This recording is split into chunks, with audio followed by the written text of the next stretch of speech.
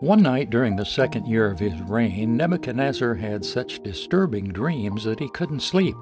He called in his magicians, enchanters, sorcerers, and astrologers, and he demanded that they tell him what he had already dreamed. As they stood before the king, he said, "I have had a dream that deeply troubles me, and I must know what it means." Then the astrologers answered the king in Aramaic, "Long live the king! Tell us the dream, and we will tell you what it means." But the king said to the astrologers, "I'm serious about this. If you don't tell me what my dream was and what it means, you will be torn limb from limb, and your houses will be turned into heaps of rubble. But if you tell me what I dreamed and what the dream means, I will give you many wonderful gifts and honors. Just tell me my dream and what it means." They said again, "Please, your majesty, tell us the dream, and we will tell you what it means." The king replied, "I know what you are doing. You're stalling for time because you know I am serious when I say, if you don't tell me the dream, you are doomed. So you have conspired to tell me lies, hoping I will change my mind. But then tell me the dream, and then I'll know that you can tell me what it means." The astrologers replied to the king, "No one on earth can tell the king his dreams, and no king, however great and powerful, has ever asked such a thing of any magician, enchanter, or astrologer. The king's demand is impossible. No one except the gods can tell you your dream, and they do not live here among people." The king was furious when he heard this, and he ordered that all the wise men of Babylon be executed. And because of the king's decree, men were sent to find and kill Daniel and his friends. When Arioch, the commander of the king's guard, came to kill them, Daniel handled the situation with wisdom and discretion. He asked Arioch, "Why has the king issued such a hard decree?" So Arioch told him all that had happened. Daniel went at once to see the king and requested more time to tell the king what the dream meant. Then Daniel went home and told his friends Hananiah, Mishael, and Azariah what had happened. He urged them to ask the God of heaven to show him his mercy by telling him the secret so they would not be executed along with the other wise men of Babylon.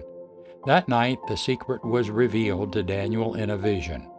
Then Daniel praised the God of heaven. He said, "Praise the name of God forever and ever, for he has all wisdom and power.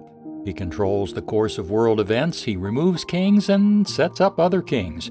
He gives wisdom to the wise and knowledge to the scholars. He reveals deep and mysterious things, and he knows what lies hidden in darkness, though he is surrounded by light. I thank you and praise you, God of my ancestors, for you have given me wisdom and strength.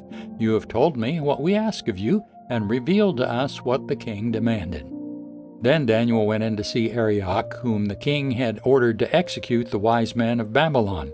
Daniel said to him, "Don't kill the wise men. Take me to the king, and I will tell him the meaning of his dream."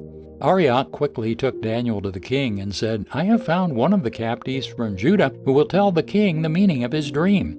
The king said to Daniel, also known as Belteshazzar, "Is this true? Can you tell me what my dream was and what it means?" Daniel replied, "There are no wise men, enchanters, magicians, and fortune-tellers who can reveal the king's secret. But there is a God in heaven who reveals secrets, and he has shown King Nebuchadnezzar what will happen in the future. Now I will tell you your dream and the visions you saw as you lay on your bed.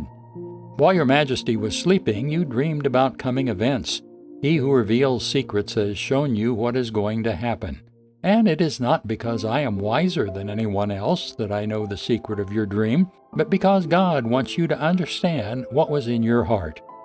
In your vision, your majesty, you saw standing before you a huge, shining statue of a man. It was a frightening sight. The head of the statue was made of fine gold.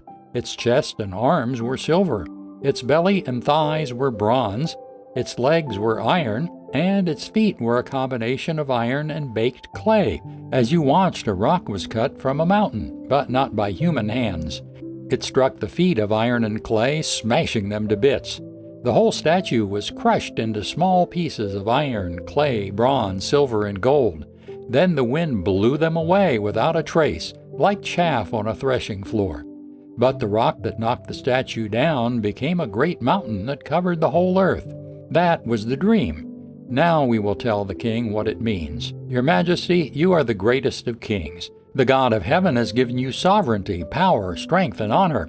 He has made you the ruler over all the inhabited world and has put even the wild animals and birds under your control. You are the head of gold. But after your kingdom comes to an end, another kingdom, inferior to yours, will rise to take your place. After that kingdom has fallen, yet a third kingdom, represented by bronze, will rise to rule the world. Following that kingdom, there will be a fourth one, as strong as iron. That kingdom will smash and crush all previous empires, just as iron smashes and crushes everything it strikes. The feet and toes you saw were a combination of iron and baked clay, showing that this kingdom will be divided. Like iron mixed with clay, it will have some of the strength of iron, but while some parts of it will be as strong as iron, other parts will be as weak as clay. This mixture of iron and clay also shows that these kingdoms will try to strengthen themselves by forming alliances with each other through intermarriage. But they will not hold together, just as iron and clay do not mix. During the reigns of these kings, the God of heaven will set up a kingdom that will never be destroyed or conquered. It will crush all these kingdoms into nothingness, and it will stand forever.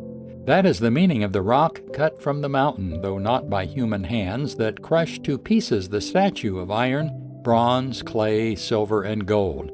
The great God was showing the king what will happen in the future. The dream is true, and its meaning is certain.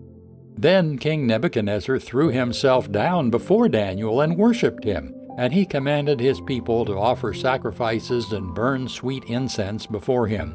The king said to Daniel, "Truly your God is the greatest of gods, the Lord over kings, a revealer of mysteries, and you have been able to reveal this secret." Then the king appointed Daniel to a high position and gave him many valuable gifts. He made Daniel ruler over the whole province of Babylon, as well as chief over all his wise men. At Daniel's request, the king appointed Shadrach, Meshach, and Abednego to be in charge of all the affairs of the province of Babylon, while Daniel remained in the king's court.